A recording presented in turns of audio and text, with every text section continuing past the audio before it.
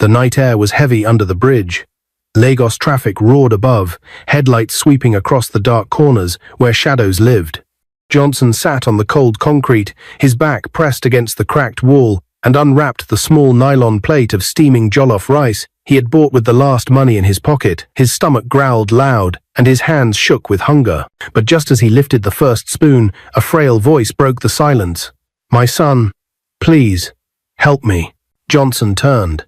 An old beggar in torn clothes stood before him, his knees wobbling like sticks in the wind.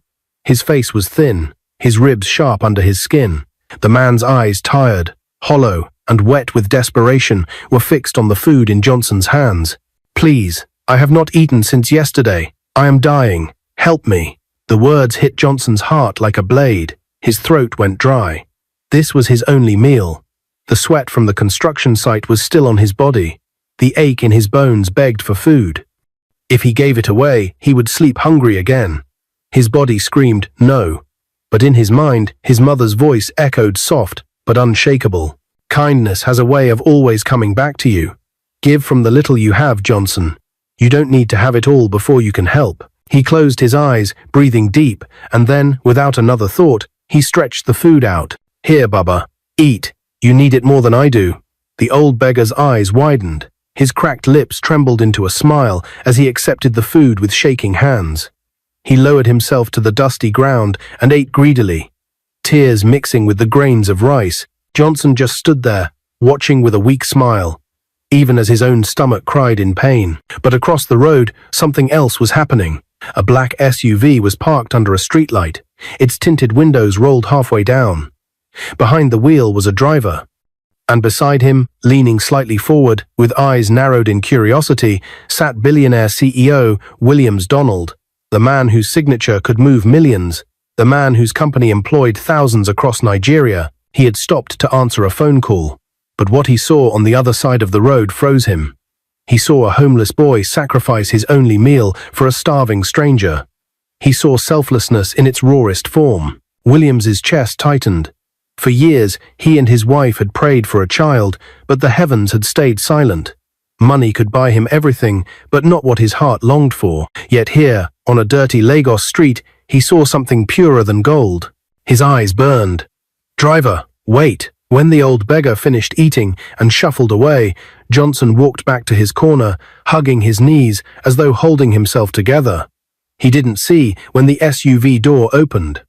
He didn't hear the footsteps cross the road. It was only when a deep voice called his name that his heart leapt into his throat. "Boy!" Johnson jerked up, his body stiff. A tall man stood before him, his face partly hidden in the shadows, but his presence was heavy. Johnson thought of the police. Maybe giving food to the beggar was wrong. Maybe he had broken some law. His chest rose and fell like a trapped bird. "Don't be afraid," the man said softly, stepping closer. "I'm Williams Donald, CEO of Williams Group." Johnson blinked fast. That name, he had heard it whispered at construction sites, in newspapers. People used to wrap food on billboards shining above bridges. This was not just any man.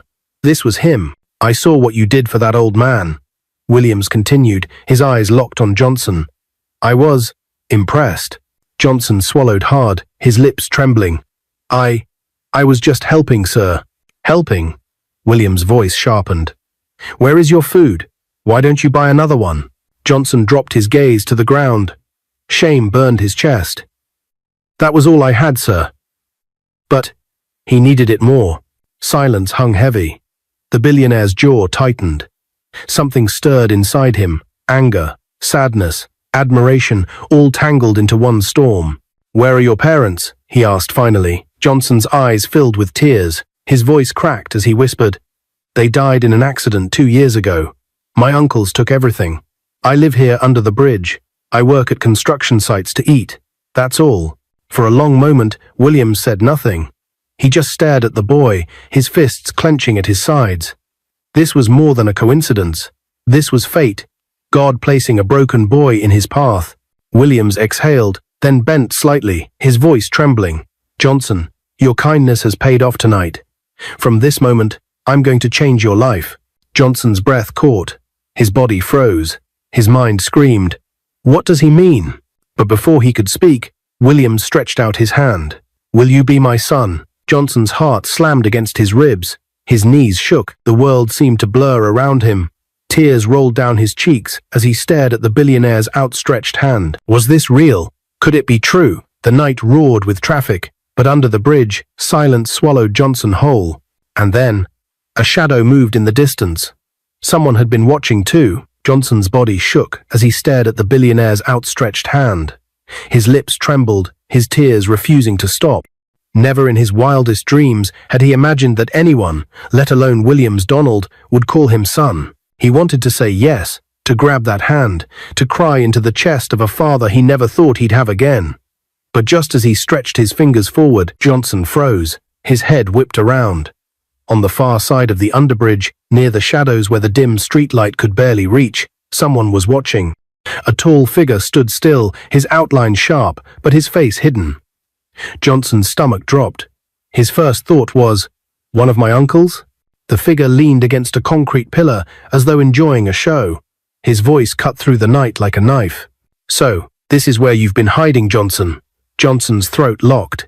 His knees nearly buckled. That voice, he knew it. It belonged to Uncle Matthew, his father's elder brother, the same man who, after the funeral, had told him he was worthless, that he should fend for himself. The same man who sold his father's car for scraps and shared the money with his friends, leaving Johnson with nothing but memories. Johnson's eyes widened. "Uncle?" Williams glanced sharply between the boy and the man in the shadows. His jaw hardened. The uncle stepped closer, his voice mocking. "So, you found yourself a new father, eh? A rich man to wipe your tears? You think life is that simple?" He chuckled darkly.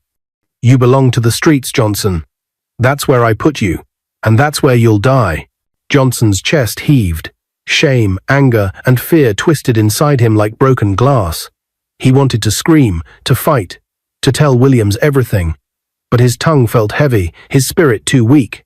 Williams, however, was not a man who kept silent in the face of cruelty. He stepped forward, his voice firm and commanding. "Who are you to speak to this boy like that?" Uncle Matthew smirked, adjusting his threadbare shirt. "I'm family. Blood. And this boy owes me. His father owed me. If you're planning to take him, you should know he's cursed. Trouble follows him." Williams's eyes narrowed, fire burning in them. "Cursed?" He spat the word like poison. "What I see is a young man with more heart than most people I know. You abandoned him. You left him to rot.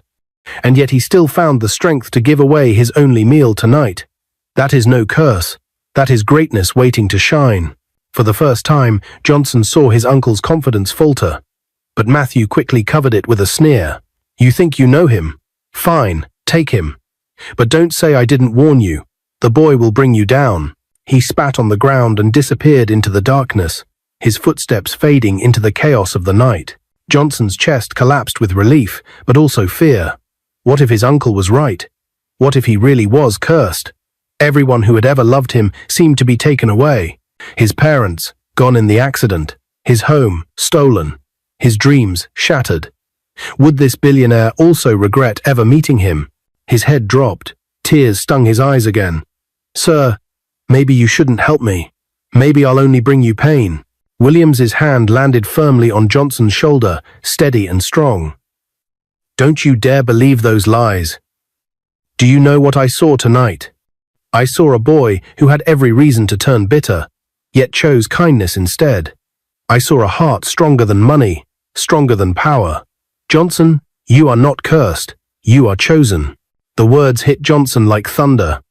For the first time in 2 years, warmth spread through his chest. He didn't feel like trash. He didn't feel forgotten. He felt seen. Slowly, trembling, he reached out and placed his hand in Williams's. His tears fell freely as he whispered, "Yes, sir, I'll be your son." Williams smiled, an expression rare for a man who had carried so much emptiness in his heart. He squeezed Johnson's hand. "Good. Then tonight is the last night you'll ever sleep under a bridge." Johnson's heart pounded as Williams led him to the black SUV. The driver opened the door, and Johnson hesitated for a second, looking back at the dark corner where his uncle had disappeared. He knew life wasn't done with him yet. Trouble might come. But tonight, for the first time, hope was stronger than fear. He slid into the soft leather seat, the smell of newness overwhelming him. It felt like stepping into another world. Williams joined him in the back seat, and as the SUV pulled away, Johnson stared out the window, watching the bridge fade into the distance. His new life was beginning.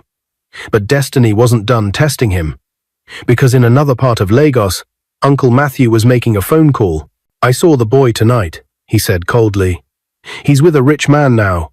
We can't let this opportunity pass. He thinks he's escaped, but he hasn't. Tell the others we have work to do." The person on the other end chuckled. "Don't worry. If the boy has found gold, we'll dig it out of him. One way or another." The line clicked dead. And as Johnson leaned back in the SUV seat, eyes finally closing with relief, he had no idea the storm that was already gathering against him. The SUV glided smoothly through the brightly lit streets of Lekki, Lagos. Johnson sat in the back seat, pressed against the leather upholstery, his hands clasped together as if afraid it would all vanish if he dared to relax. His reflection in the tinted glass window showed a boy whose shirt was torn at the collar, whose jeans were covered in dust from the construction site, yet whose eyes shone with something he had not felt in years' hope. Beside him, Williams Donald sat upright, scrolling briefly through his phone before glancing at Johnson. For a man who had built empires, silence often carried more weight than words, but tonight he broke it. "You'll need a bath, a meal, and rest. Tomorrow, your life begins again." Johnson nodded, swallowing hard. His voice trembled as he whispered, "Thank you, sir." Williams placed a steady hand on his shoulder. "From now on, call me father." The word lodged in Johnson's throat. He wanted to say it, but part of him still feared this was a dream.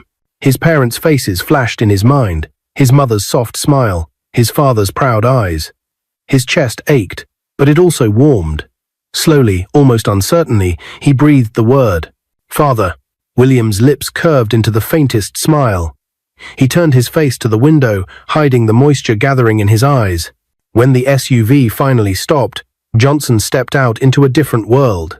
The mansion stretched before him like something from another universe, walls painted white and gold, lights glowing across trimmed hedges, and tall pillars that kissed the sky. The air smelled of roses, not dust. His legs felt weak as he followed Williams up the wide marble stairs. The door opened, and a woman in an elegant gown rushed forward. Anita Donald, tall, graceful, with kind eyes that held a hidden sadness, froze when she saw Johnson. She looked at her husband, then at the boy's tired frame. "Who is this?" she asked softly. Williams's voice was calm but heavy with meaning. "Our son." Anita's lips parted. For years, she and Williams had prayed, begged, and even visited doctors across continents, but no child had ever come. She blinked quickly, her hands trembling as she stepped closer. When her eyes met Johnson's, she saw not just a boy, but an answer to a prayer she had long thought forgotten. She knelt, cupping his dirty cheeks in her manicured hands. "Welcome home, my son." Johnson's chest broke open. Tears spilled freely as he whispered, "Mama." That night, Johnson was bathed, fed, and tucked into a bed softer than anything he had ever known. As sleep pulled him under, he felt something he hadn't felt in 2 years' safety. But far away, in a cramped room lit only by a flickering bulb, Uncle Matthew sat with 2 men whose faces were as hard as stone. A bottle of gin stood half empty on the table, and cigarette smoke coiled in the air. "The boy has landed in gold," Matthew said bitterly. "That billionaire is treating him like a prince already." One of the men, stocky with a scar across his cheek, leaned forward. "And why does that concern us? You threw him away. Let him enjoy." Matthew slammed the table, his eyes red. "You don't understand. If that boy rises, he will expose me. He will tell the world how I stole from him. I won't allow it. If he has found gold, I will snatch it. Williams may be powerful, but even powerful men have weaknesses." The scarred man smirked. "So what's your plan?" Matthew's lips twisted. "First, we watch. Then we strike. That boy won't see peace. Not while I breathe." Days turned to weeks, and Johnson's life began to change. Tutors were hired to help him prepare for his university entrance exams. He soaked up knowledge like dry soil drinking in the rain. At night, Anita often sat with him, listening to his stories of the street, her heart breaking at each word. Williams, though often busy, always carved out time to check on him, reminding Johnson of his promise, "You're my son now, For the first time since his parents' death, Johnson laughed. He studied with passion, determined not to waste the second chance life had given him. The mansion echoed with joy it hadn't heard in years. But just as the light grew brighter in Johnson's life, shadows thickened around him. Uncle Matthew and his men prowled, watching from a distance. They saw him enter cars, walk into tuition centers, even smile as he carried books. They marked his every move, and though Johnson felt safe behind the mansion gates, fate was tightening a noose he couldn't see. One evening, after a long day of lessons, Johnson walked into the sitting room where Anita was arranging flowers. He had a notebook in his hand, his face glowing. "Mama," he said softly, "I passed my mock test today. The tutor said I can make it into university." Anita dropped the flowers and hugged him tightly, tears of joy running down her face. "You've made me the happiest mother alive." Johnson's smile widened. For once, he felt like he belonged, but outside the mansion gates, parked at a discreet distance, a car engine idled. Inside sat Uncle Matthew, his eyes fixed on the house. He pulled out a small phone and dialed. "Tomorrow night," he whispered. "We take him. The boy leaves that house, and he's ours." The man on the other end chuckled. "Good. We'll make the billionaire pay for keeping him." Matthew ended the call, his fingers tapping against the steering wheel. His smirk widened. "Let's see how long kindness can save you now, boy." Back inside, Johnson leaned against the balcony railing, staring at the city lights. He didn't know what tomorrow held, but tonight, his heart was full. For the first time in years, he felt his parents would be proud. Yet, as he turned to go back inside, a faint chill brushed down his spine. He didn't know why, but his heart whispered a warning. And by the next night, that warning would become reality. The night air was cool. Johnson left his tutor's house with a small backpack slung over his shoulder. His face glowed with quiet pride. He had just scored another top mark in a practice test. Tomorrow, he would show Anita, and she would surely hug him with those warm, tearful eyes that made him feel like he mattered. Williams had sent a driver to pick him up, but Johnson had insisted on walking the short distance back to the mansion. He wanted to breathe in the freedom of the city, to remind himself how far he had come from the underbridge. Each step felt like proof that he was no longer that broken boy. But as he turned into a quiet street, the shadows shifted. A car engine purred softly. The headlights flashed once. Johnson froze. Something inside him whispered danger. Before he could move, the back door of the car swung open. "Johnson!" His heart slammed in his chest. It was Uncle Matthew, leaning casually against the leather seat, his eyes glinting under the dim streetlight. Johnson's breath caught. "Uncle, get in," Matthew ordered, his tone deceptively calm. "We need to talk." Johnson shook his head. "I don't want to talk to you," Matthew chuckled. "Still stubborn, eh? You think that billionaire is your savior? You think you can erase your bloodline with his money? Get in the car, Johnson.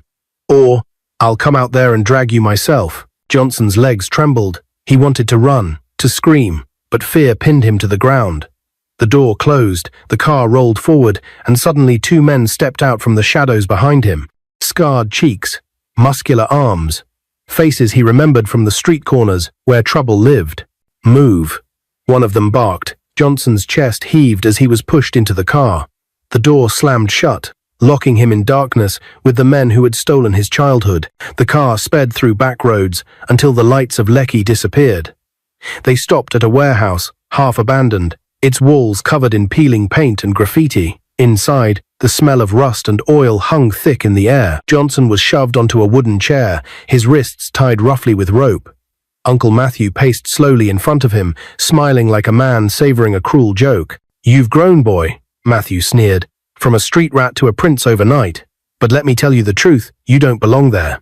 That mansion, those books, that woman hugging you like a mother, it's not your life. You are ours. You are mine." Johnson shook his head, tears stinging his eyes. "You left me to die, Uncle. You stole everything. My father trusted you, and you betrayed us." Matthew's smirk deepened. "And I'd do it again. Because life is not about kindness, Johnson. Life is about power. And now, you're my ticket to more of it." He bent low, his hot breath on Johnson's face. "The billionaire will pay to get you back.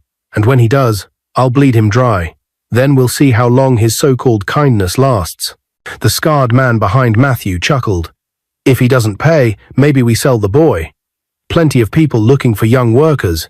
He'll fetch a good price. Johnson's stomach turned cold. His heart thumped wildly. But deep inside, his mother's words echoed again. Kindness has a way of always coming back to you. He clung to them like a lifeline, even as fear squeezed his chest. Back at the mansion, Anita paced the living room, her hands wringing a scarf. The driver had returned, saying Johnson had chosen to walk home. Hours had passed, and he still hadn't arrived. "Something is wrong," she whispered. Williams, seated stiffly on the sofa, clenched his fists. "I should never have let him walk alone. Call the police." Before Anita could reach the phone, Williams' own rang. The caller ID was blocked. He answered sharply. "Who is this?" A cruel laugh slithered through the speaker. "Ah, Billionaire. You have something that belongs to me." Williams's chest tightened. "Where is Johnson?" Matthew's voice filled the line. "Alive, for now. But if you want to keep him that way, you'll pay. 50 million naira. By tomorrow night. Or the boy disappears forever." Anita gasped, pressing her hand to her mouth. Williams's knuckles turned white as he gripped the phone. "You monster. You abandoned him. And now you want to profit from his pain?" Matthew chuckled. "Spare me the lecture. Money talks louder than morals. Decide fast, Billionaire." The line went dead. Anita sank into a chair, sobbing. "We can't let them hurt him. He's our son now." Williams stood slowly, his face carved with steel. "They don't know who they're dealing with. I built an empire from nothing, and I will tear down anyone who tries to destroy my family." In the warehouse, Johnson fought the ropes, digging into his wrists. He prayed silently, begging God for strength. The men sat around drinking, laughing, mocking him. Uncle Matthew leaned against a wall, staring with cold eyes. "You think he'll come for you?" Matthew sneered. "You think you're special? Williams has money, but he has no son. You're just a toy filling his empty life. When he weighs you against 50 million, let's see which one he chooses." Johnson's heart ached, but he lifted his chin, forcing courage into his trembling voice. "He will come for me, because he is not like you. He believes in me." Matthew's smirk faltered for a split second, then hardened again. "We'll see." That night, as rain began to fall, the warehouse lights flickered. Johnson closed his eyes, remembering the old beggar he had given his food to. He didn't know why, but he prayed that act of kindness would not be the last chapter of his life. He whispered to himself, "Mama said, kindness always comes back. Please, God, let it come back tonight." And as the thunder cracked across the sky, a car engine roared outside the warehouse. Headlights cut through the rain. The kidnappers jumped to their feet. Uncle Matthew's face twisted in confusion. "Who's that?" one of the men muttered. The warehouse door creaked open, and in stepped a figure Johnson never expected to see. The warehouse door groaned open as thunder cracked across the night sky. Everyone turned. Uncle Matthew's face twisted into shock. A tall figure stepped inside, flanked by two men in black suits. Water dripped from his shoulders, his eyes burning like fire. It was Williams Donald. "Let the boy go," Williams commanded, his deep voice echoing through the hollow walls. The kidnappers stiffened. Uncle Matthew forced a grin, though his hands trembled. "Ah, Billionaire, you came. I knew your money would drag you here. 50 million, or the boy is gone." Williams's lips curled. "Do you think my son's life can be measured in naira?" He stepped forward, each stride heavy with power. His guards pulled guns, aiming at the kidnappers. Matthew's smirk faltered, but he barked, "Tie him tighter. If he moves, end his chapter." Johnson's heart hammered. His wrists burned against the ropes.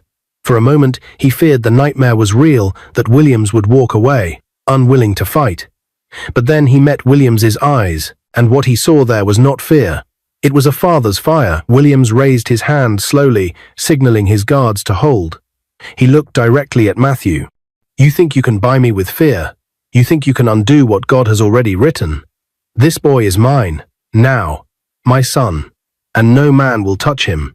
The scarred kidnapper lunged forward, knife raised toward Johnson's neck. Johnson shut his eyes. The knife clattered to the ground. A warning shot had blasted through the air, fired by one of Williams' guards. The kidnappers froze. Chaos rippled. In that moment, Johnson's strength returned. He twisted, tearing against the ropes with everything inside him. The chair tipped, slammed against the ground, and the wood cracked. His wrists broke free. Williams charged forward, his suit dark against the lightning. He grabbed Johnson, pulling him into his chest, shielding him with his own body. "I've got you, son," he whispered fiercely. Uncle Matthew shouted, "Stop them! Don't let them leave!" But his men hesitated, fear creeping into their eyes at the billionaire's boldness and the guards' steady guns. Williams turned, arm around Johnson, voice like thunder. "If anyone here dares to touch my son, you will answer to me and to the law." The kidnappers exchanged glances, their bravado crumbling. One by one, they dropped their weapons. The scarred man backed away, muttering curses. But Uncle Matthew wasn't finished. His face twisted with rage, veins bulging at his neck. "You can't take him. He's mine. He will ruin you." He lunged forward, only to be grabbed and slammed to the ground by Williams's guards. He kicked, screamed, spat, but the handcuffs clinked shut around his wrists. As police sirens wailed in the distance, Williams held Johnson close, his voice trembling with relief. "It's over, son. You're safe now." Johnson broke down, sobbing into his chest. For the first time since the accident that stole his parents, he felt whole again. The case against Uncle Matthew and his men moved swiftly. The evidence of kidnapping and extortion sealed their fate. For Johnson, it was not revenge that brought peace, but justice. The chains of his past had finally broken. Williams and Anita kept their promise.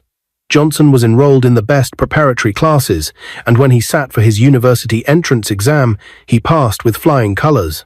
The day his admission letter came, Anita wept as she hugged him, whispering, "Your parents would be so proud." Johnson entered university to study accountancy. His first day on campus, he stood tall in a crisp shirt, his books neatly stacked, his heart full of dreams. Other students saw only a brilliant young man. But he knew where he had come from: the underbridge, the hunger, the sacrifice. That memory became his fuel. Years rolled by like pages in a book. Johnson excelled, graduating as the best student in his department. On the convocation stage, as he held his certificate, he spotted Williams and Anita in the crowd, their eyes wet with joy. His heart swelled. This was not just his victory, it was theirs too. After graduation, Johnson joined Williams' group of companies. At first, some employees whispered, wondering why the billionaire's street boy deserved a chance. But Johnson's brilliance soon silenced every doubt. He worked hard, learning the ropes, handling numbers with precision, and carrying himself with humility. Within 3 years, he rose steadily through the ranks and was appointed as the company's account officer. Newspapers called him the prodigy from the streets. But Johnson never let fame blind him. He often visited the places he once slept, quietly leaving food and money for those still struggling. His mother's words never left him. "Kindness always comes back to you."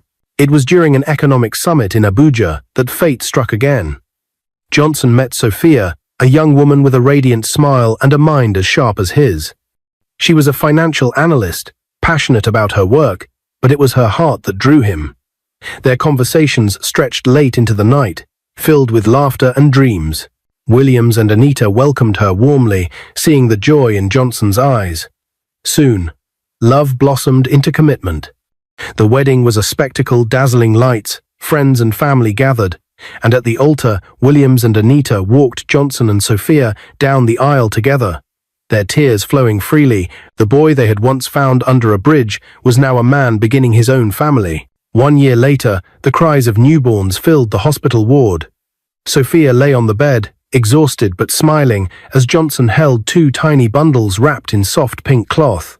It was twin girls, named Mimi and Mara. Johnson's hands trembled as he kissed their foreheads. He turned to see Williams and Anita entering the room. The moment their eyes fell on the babies, they broke into tears. Anita covered her mouth, whispering, "God has answered us through you." Williams reached out, his voice breaking. "Grandchildren, our first." As Johnson placed the twins in their arms, a circle was completed. The boy who once had no family now had one overflowing with love. The mansion that had echoed with emptiness was now alive with laughter, the cries of children, and the joy of generations. One evening, as Johnson stood on the mansion's balcony, Mimi and Mara playing at his feet, he reflected on the journey, from hunger under the bridge, to kindness that cost him his only meal, to being embraced as a son, to building a family of his own. Williams joined him, placing a hand on his shoulder. Do you see, son? Your kindness that night. It wasn't wasted. It brought you here. It brought all of us here. Johnson nodded, his eyes misty as he watched his daughters laugh. Mama was right, he whispered. Kindness always comes back. The sun dipped behind the Lagos skyline, painting the sky with gold. And for Johnson, it wasn't just the end of a chapter. It was the beginning of a legacy, one built not on wealth or power, but on kindness. What is your view about this story? Where are you watching from? If you enjoyed this story, comment, share, and subscribe to our channel for more interesting stories.